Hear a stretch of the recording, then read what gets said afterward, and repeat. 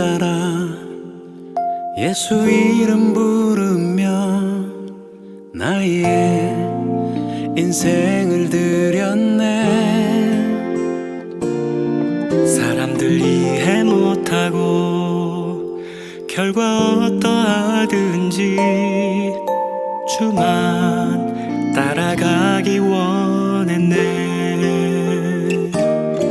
이제와 돌이켜보니 그저 부끄러울 뿐 모두 다 주의 은혜라.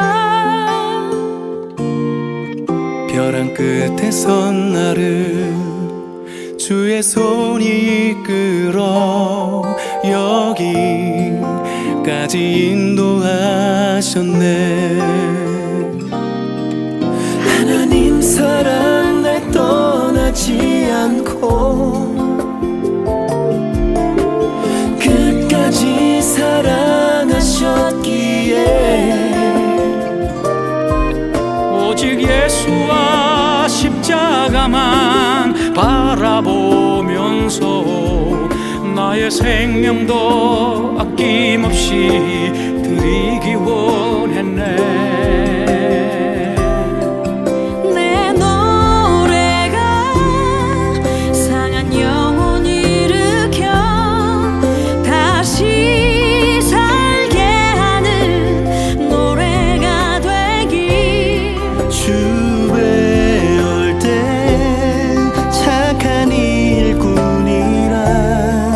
칭찬받기 나 원하네.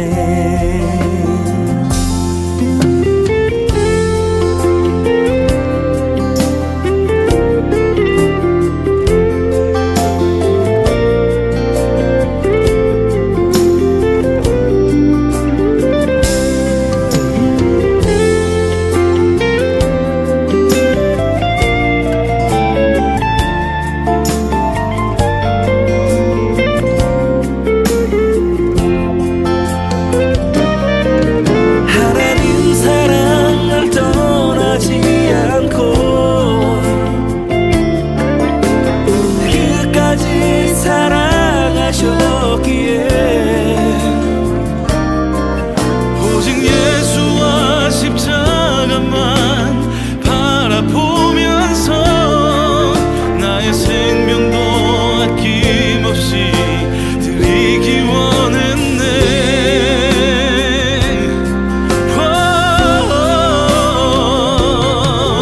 내 노래가 상한 영혼 일으켜 다시 살게 하는 노래가 되길. 주 배울 때 착한 일뿐이라 칭찬받기 나 원하네. 눈물로 복음의 씨 뿌려 기쁨의 땅 거두리. 하늘의 미랄처럼 죽어 다시 살리라.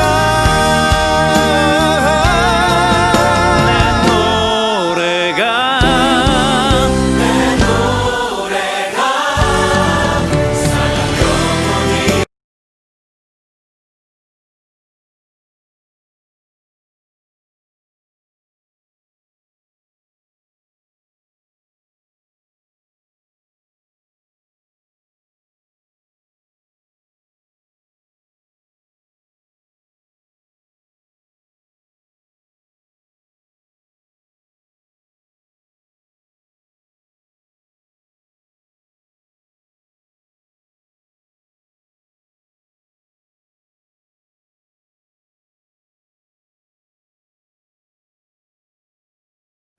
(8월 16일) 주일 오후 찬양 예배 함께 찬양 드리며 나가시겠습니다.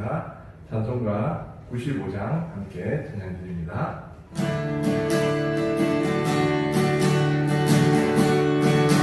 나의 기쁨 나의 소망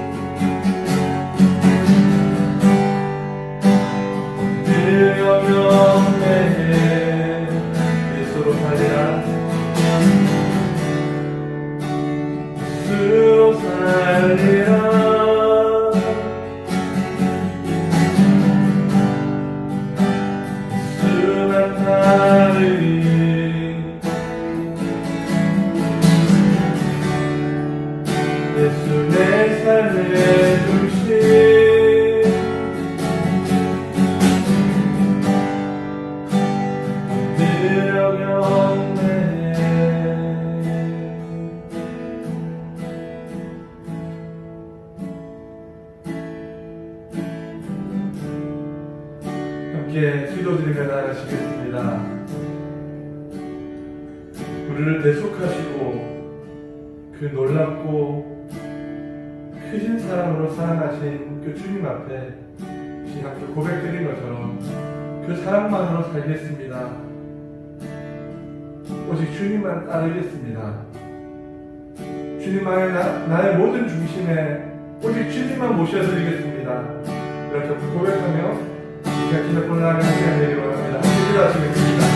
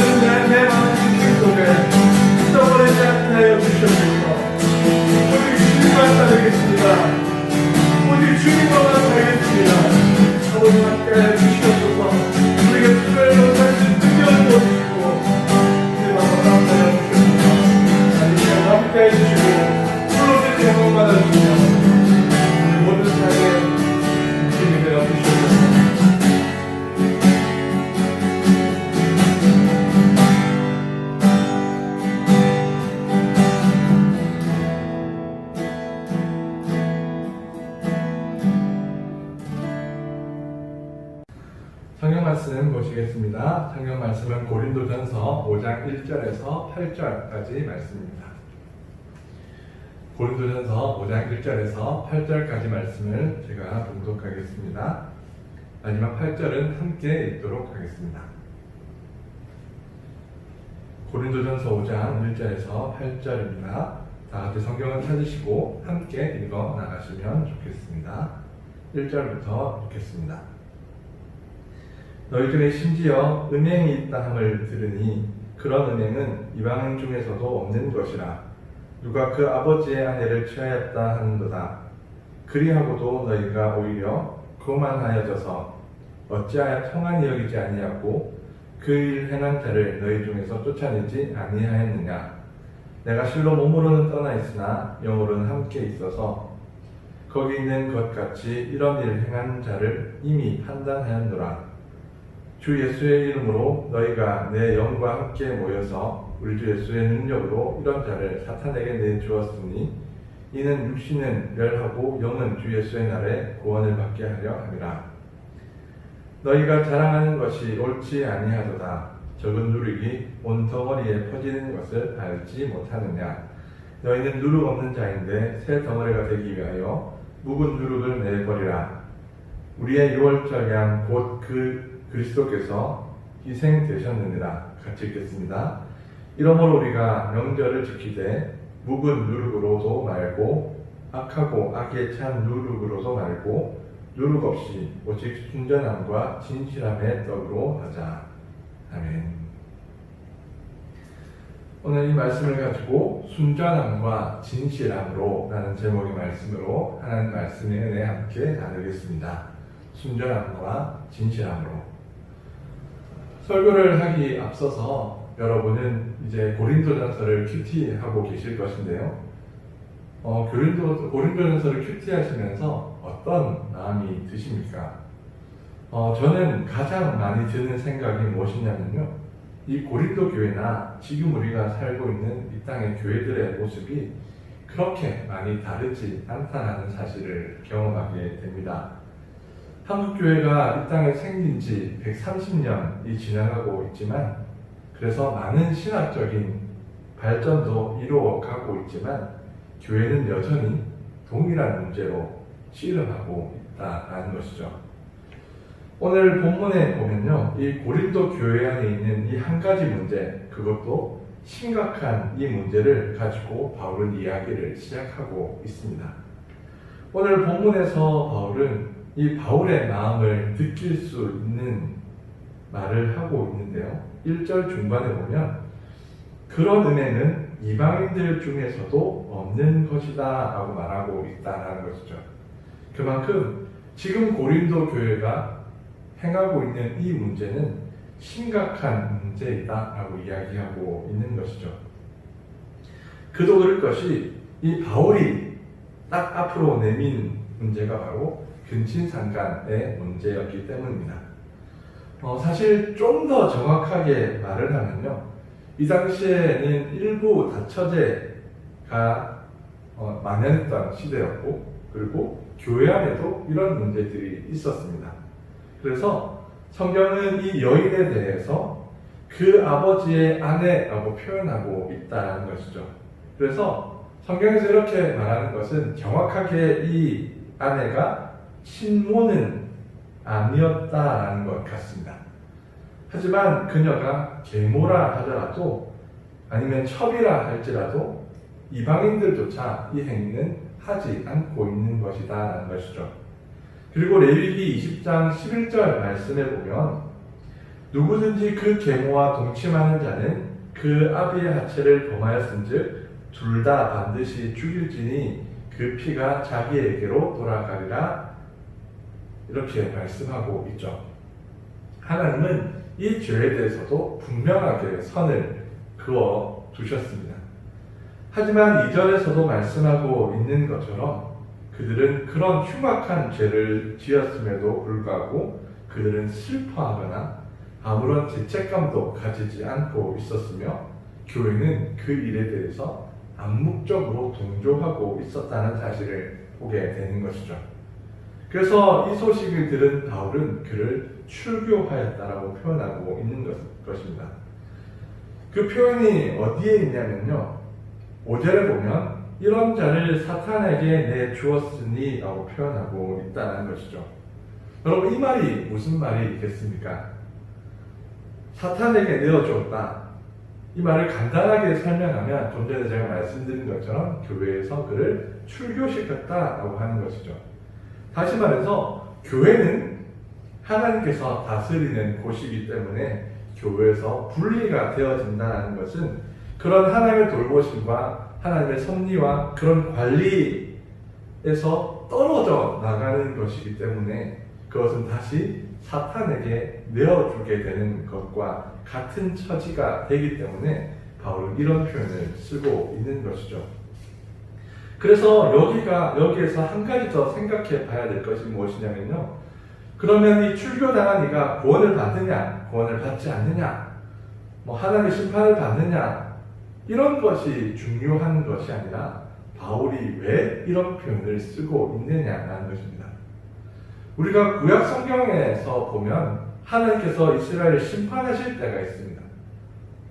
우리가 생각할 수 없을 정도로 하나님은 이스라엘을 거의 전멸시키다시피 심판하신 적도 있음을 보게 되죠. 그런데 그런 심판을 하시는 하나님의 모습은 그들을 죽이시기 위해서 이런 일들을 행하고 있는 것이 아니라 늘 하나님은 그를 돌이키시기 위해서 이 모든 것을 전제로 두고 있음을 성경은 이야기하고 있다는 것이죠. 그러므로 하나님께서 버려두심 역시 그 버려두심을 통해서 다시 그가 하나님께로 돌아옴을 바라고 계시기 때문에 하나님 이것을 통해서 하나님의 긍휼과 사랑을 보여주고 있는 것입니다. 오늘 이 본문 역시 마찬가지인 것이죠. 그래서 5절 이 후반절에 보면 이는 육신은 멸하고 영은 주 예수의 날에 구원을 받게 하려 함이라 라고 말하고 있는 것입니다. 이것이 출교를 한 이유다라는 것이죠. 하지만 이런 표현을 쓴 또 다른 중요한 이유가 있습니다. 그것이 무엇이냐면 지금 고린도 교회 성도들을 향한 경고이며 그렇게 살지 말라고 하는, 그렇게 될 때 어떤 처지가 되게 되냐라는 이유를, 그리고 그 얘기를 하고 있다는 것이죠. 교회, 다시 말해서 하나님의 돌보심 속에 있다는 사실을 안전과 평안으로 여기지 아니하고 그것을 오늘 제목처럼 순전하고 진실하게 따르지 않고 세상의 유혹에 속아 넘어가서 선을 넘는 행위를 하지 말라라고 하고 있는 것이죠. 왜냐하면 세상은 하나님께 속한 공간이 아니기 때문이다라고 이야기하고 있다는 것입니다. 지난 시간 4장 6절에 바울은 고린도의 성도들에게 기록된 말씀 밖으로 넘어가지 말라라고 하였습니다. 왜냐하면 말씀 밖으로 넘어가는 순간 그곳은 하나님께서 다스리시는 공간이 아니라 사탄의 지배를 받는 공간이기 때문이다라는 것이죠.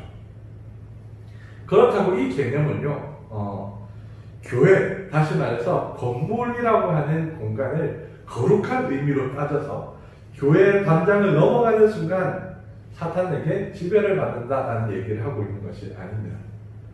바울이 강조하고 있는 것은 하나님께서 이미 확정하신, 다시 말해서 하나님께서 정하여 주신 그 말씀을 자의적으로 해석하거나 거기에 무언가를 추가해서 하나님의 뜻이 아닌 인간의 뜻으로 바꿔버리는 행위, 그래서 말씀의 선을 넘어가는 행위를 하지 말라고 경고하고 있는 것이죠. 왜냐하면 그 말씀은 하나님의 영향력 속에 있는 것이 아니라 인간의 죄 속에 자리 잡고 있는 사탄의 영향력 아래 들어가고 있기 때문에, 그 말씀이 변질되었기 때문에 더 이상 그 말씀 안에 살 때에 하나님의 돌보심을 받지 못한다는 것이죠. 우리가 하나님의 돌보심을 받고 하나님의 뜻 가운데 살아가는 것은 하나님께서 우리에게서 정해주신, 그가 우리에게 밝혀 보여주신, 그리고 기록하여 주신 말씀 안에 거할 때에 가능한 일입니다. 하지만 그것을 자의적인 것이나 욕심이나 인간의 여러 가지 방법들로 다르게 해석하고 그것을 하나님의 뜻과는 다른 방법으로 해석해서 삶을 살 때에 그것은 하나님의 돌보심과 다스리심을 기대할 수가 없는 말씀이 되어버린다는 것이죠. 그래서 이전의 표현처럼 그들이 통한이 여기지 않을 수 있었던 이유, 그리고 그것이 교회 안에서 묵인될 수 있었던 이유 역시 고린도 교회 성도들이 그렇게 생각하고 있었기 때문이다라는 것입니다. 그들은 왜 이방인들조차 하지 않는 죄악을 저지르며 이처럼 평안한 마음을 가질 수 있었느냐라는 것이죠. 그리고 6절에는 이렇게 행동하는 것을 자랑한다라고 표현하고 있습니다. 그래서 바울은요, 너희가 자랑하는 것이 옳지 아니하는도다라고 얘기하고 있다는 것이죠. 여러분, 왜 이 고린도 교회는 죄가 용납되고 죄가 자랑거리가 될 수 있는 상황으로 바뀌어 버렸냐라는 것입니다. 오늘 본문에 보면 이런 중심을 가진 이유에 대해서 분명하게 이야기하고 있지는 않습니다. 왜냐하면 이 지금 5장에서부터 6장으로 넘어가는 이 이야기의 공통적인 주제가 이것이기 때문이다라는 것이죠. 하지만 앞선 본문들에서 우리가 살펴볼 수 있듯이 그들이 짓고 있는 죄의 공통점이 무엇이냐면 예수 그리스도와 십자가에 가주는 그 복음에 세상적인 가치관을 집어넣어서 그것을 변질시켜 가고 있다는 것입니다. 그래서 오늘 6절 이하에 보면요, 그런 죄에 대해서 어떻게 표현하고 있냐면 누룩이다라고 표현하고 있다는 것이죠. 7절에 보면요, 이렇게 말합니다. 너희는 누룩 없는 자인데 새 덩어리가 되기 위하여 묵은 누룩을 내어버리라 하고 말씀하고 있습니다.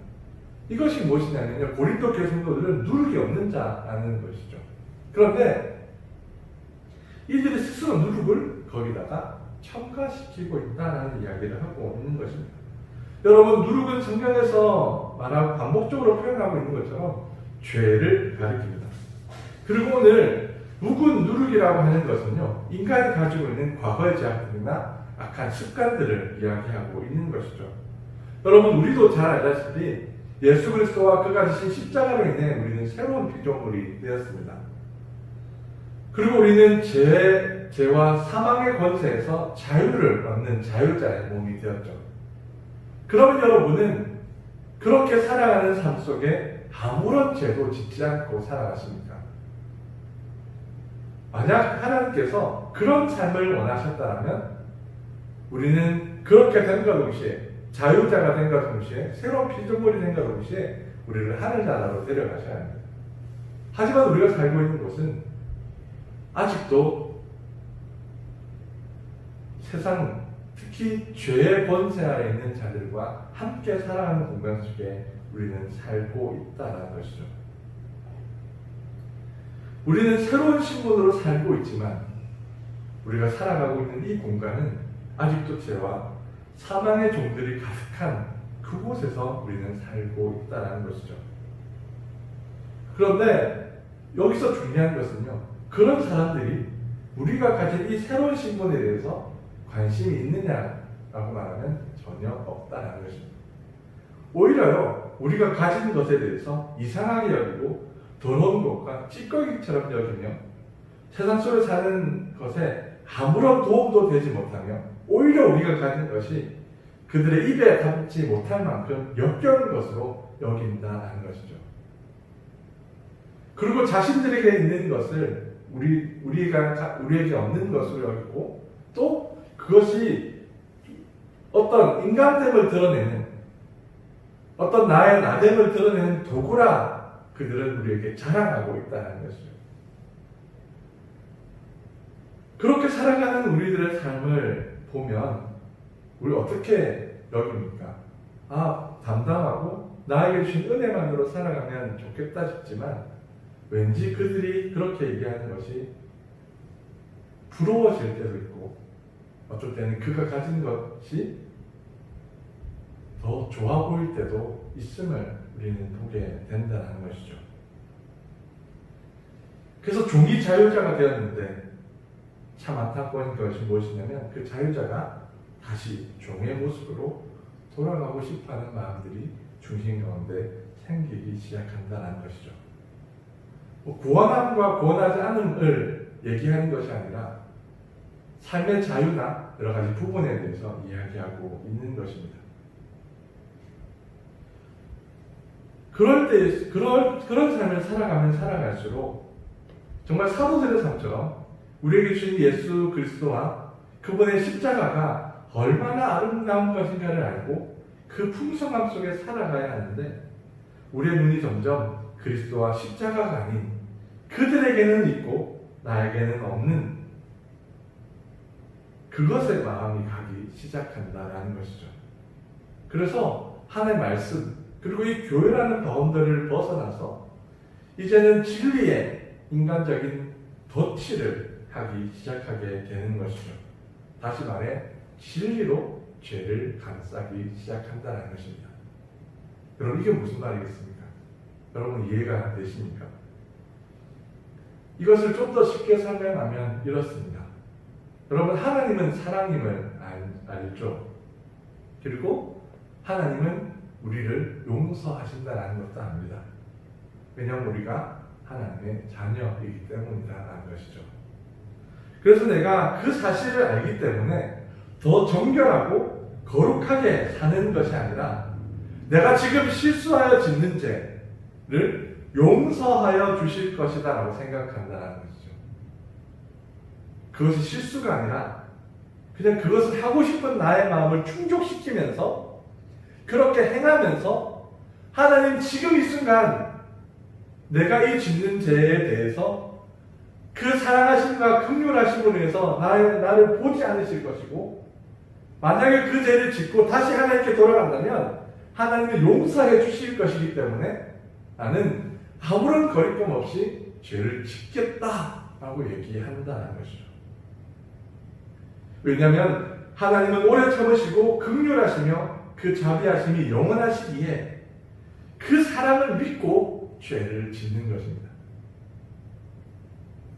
왜 이렇게 할 수 있습니까? 알기 때문이라는 것이죠. 하나님의 용서도 알고 하나님의 사랑도 알기 때문이다라는 것입니다.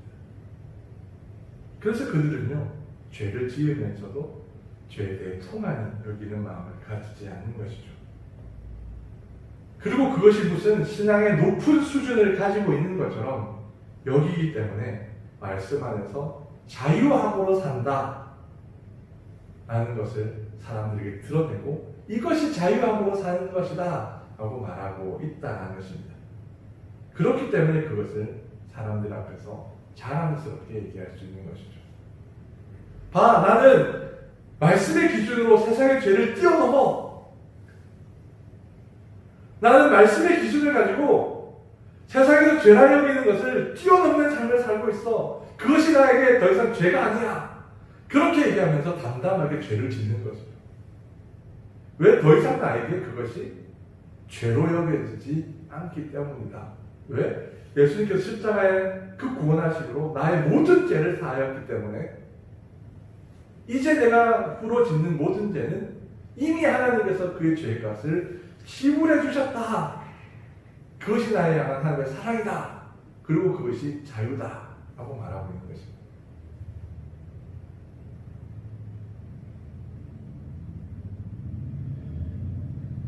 여러분, 그래서 오늘 바울은요 이 무서운 그 중심을 지적하고 우리에게 얘기해주고 있다는 것입니다. 앤드루 머레이라고 하는 분이 이렇게 말했습니다. 죄가 지닌 가장 강력한 힘은 사람들로 하여금 죄의 참 정체를 알지 못하게 속박하는 것이다 라고 말하고 있는 것이죠. 하나님은 끝없이 나를 사랑하시기에 언제나 내 편이 되어주신다고 믿는 이 신념 안에서 온갖 죄악을 저질러지고 그리고 이에 대한 지나친 합리화의 해석까지 가능해지는 것이다 라고 그는 말하고 있습니다. 여러분, 고린도 교회 성도들의 모습을 보십시오. 그들은 복음을 이용하고 악용하고 있습니다. 그래서 죄를 합리화했고 그것이 거룩한 삶이다라고 여긴 것이죠. 하지만 그들이 간과한 것이 무엇이냐면 이 죄의 파급력입니다. 오늘 본문은 6절에 적은 누룩이 온덩이에 퍼지는 것을 알지 못하느냐라고 말하고 있습니다. 그만큼 죄가 무섭다라는 것이죠. 그래서 쉽게 생각해서는 안 된다는 것이며 계속 경계해야 된다는 것이며 그 작은 누룩마저도 허락해서는 안 된다는 것이죠. 하지만 고린도 교회 성도들은 복음을 빙자하여 죄를 허락하고 있다라고 얘기하고 있는 것입니다. 그리고 그것을 그들은 자유다라고 얘기하고 있다는 것이죠. 그러므로 성경은 고린도 교회 성도들에게 그리고 우리들에게 다시 되묻고 있습니다. 복음으로 인해 죄를 짓는 것을 자유라고 우리에게 주셨다면 예수님께서 죄에 대해서 죽으셨다라는 그 사실이 무엇이냐라고 묻고 있는 것입니다. 예수님께서 저와 여러분의 죄를 위해서 죽으셨다는 그 사실이 도대체 무슨 이유가 있느냐라고 묻고 있는 것이죠.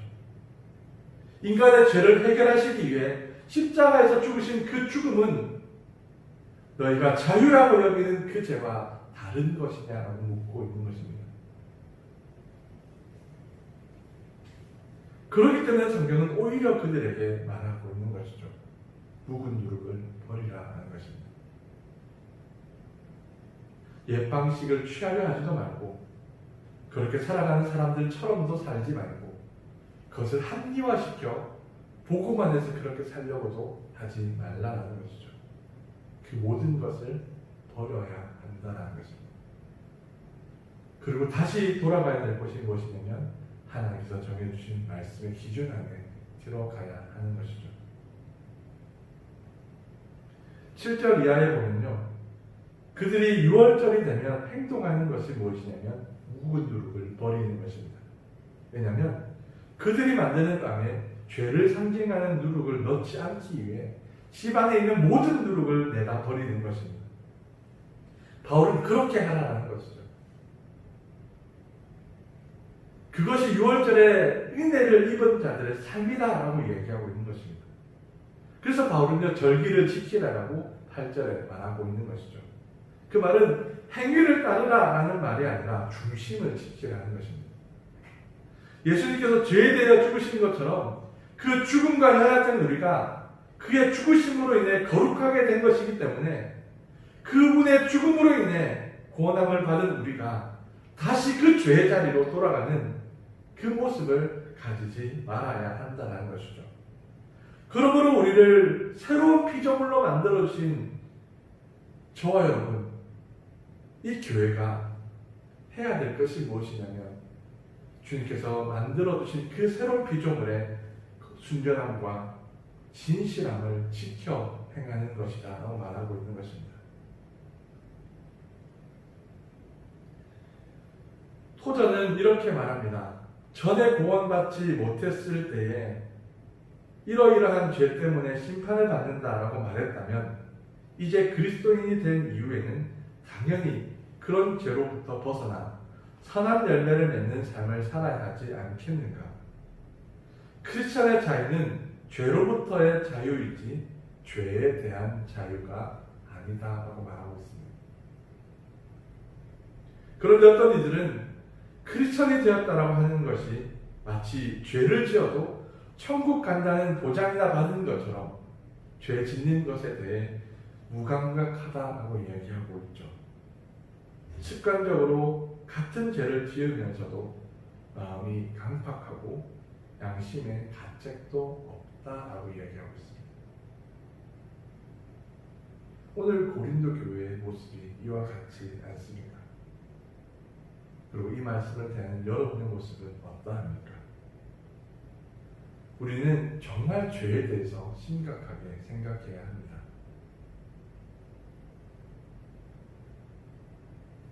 왜냐하면 그 죄를 해결하시기 위해서 예수 그리스도께서 죄 없는 몸으로 이 땅에 오셔서 이 인간의 죄를 대속하시기 위해 사람들이 찌꺼기로 여기고 저주스럽게 생각하는 그 십자가에 달려 죽으셨기 때문이다라는 것이죠. 그러므로 우리는 계속해서 순전함과 진실함으로 살기를 원하고 있는지를 돌아보아야 합니다. 그가 주신 말씀의 기준 안에서 그 말씀 안에서 살고 있는지를 보아야 하는 것이죠. 우리가 조금이라도 틈을 보이면 이 작은 누룩은 우리가 가진 진리를 바꾸어 놓을 것입니다. 그럼 오늘도 예수 그리스도의 희생으로 얻게 된 이 새로운 피조물인 우리의 중심을 순전함과 진실함으로 지켜나가시는 성도님들이 되시기를 원합니다. 그리고 날마다 그 예수 그리스도의 십자가의 보혈 앞으로 나아가 내 안에 아직도 해결하지 못한 이 죄의 흔적들과 문제들을 내려놓고 주님 앞에 정결하게 되어지는 이 시간들이 여러분의 삶에 계속되어지기를 원합니다. 그래서 우리의 중심을 계속해서 순전함과 진실함으로 지켜내는 성도님들이 되셔서 정말 주님께서 말씀하시는 그 말씀의 기준과 그 중심대로 그것을 나의 말씀과 나의 기준대로 해석하지 아니하고 주님의 뜻과 그 말씀대로 해석하여 그 길을 분명하게 걸어가시는 사랑하는 성도님들이 되시기를 바랍니다. 함께 기도드리며 나가시겠습니다. 혹시 여러분의 삶 속에 습관적으로 그리고 반복적으로 짓는 죄들이 있습니까? 그렇게 짓는 이유 중에 하나가 혹시 오늘 본문에서 말하고 있는 것처럼 죄를 가볍게 여기거나 그 죄를 지어도 주님께서 용서해 주실 것이라는 믿음 때문은 아닙니까? 우리가 이 시간 함께 우리의 모습을 조금 돌아보며 기도하며 나아갔으면 좋겠습니다. 주님께서 우리를 사랑하시고 우리를 구원하셨기 때문에 우리가 죄를 짓고 실수를 하는 것을 당연한 것으로 여기며 그것에 대한 아무런 가책감이나 또 거기에 대한 어떤 죄송함이 없는 모습으로 살고 있는 것은 아닌지 정말 우리 속에 정말 순전함과 진실함으로 살기를 바라는 마음이 있는지 정말 돌아보며 정말 더 그렇게 살기를 원하는 그런 중심으로 정말 주님께서 주신 이 거룩한 마음을 지키려는 그 마음으로 살기를 바라는 이 중심을 주님께서 허락하여 달라고 함께 기도하며 나아가시겠습니다. 기도하시겠습니다.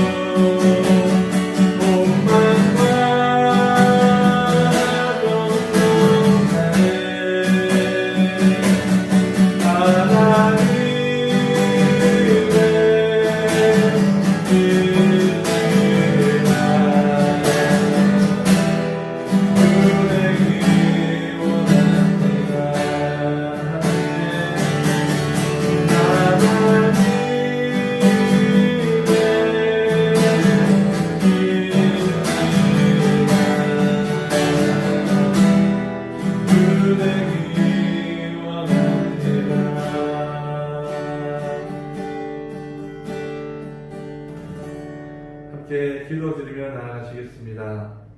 하나님, 우리뿐만 아니라 이 땅의 교회들이 주님을 향한 정절과 거룩을 지켜나가는 우리들의 삶이 되게 해달라고 함께 기도했으면 좋겠습니다.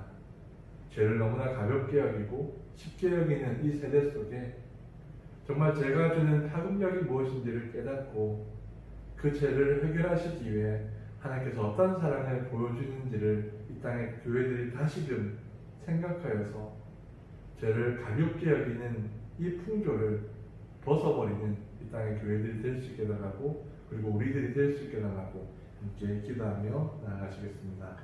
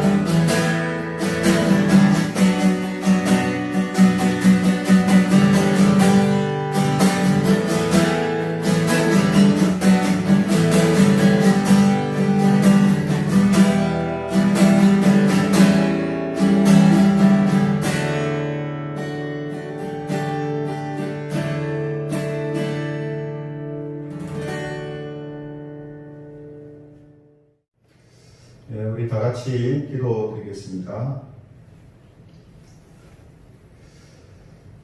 우리에게 하나님의 형상을 회복시켜 주신 하나님 아버지, 감사를 드립니다.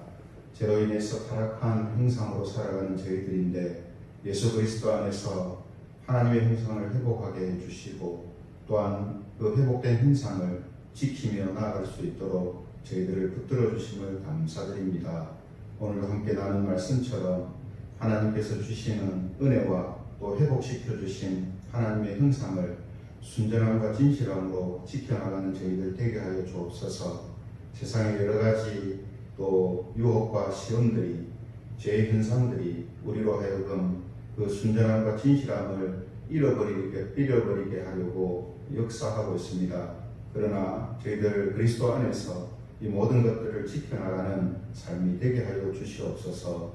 세상 속에서 살아갈 때에도 늘 하나님의 이 놀라운 은혜를 바라보게 하여 주시고, 또한 성령 안에서 믿음으로 승리하는 삶이 되게 하여 주옵소서. 항상 지키시고 인도하여 주실 줄 믿고 우리 주 예수 그리스도의 이름으로 기도드립니다.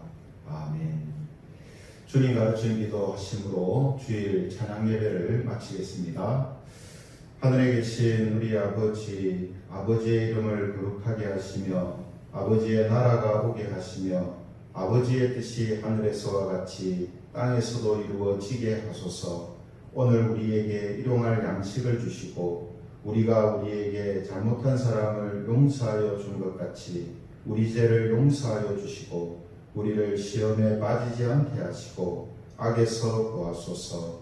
나라와 권능과 영광이 영원히 아버지의 것입니다. 아멘.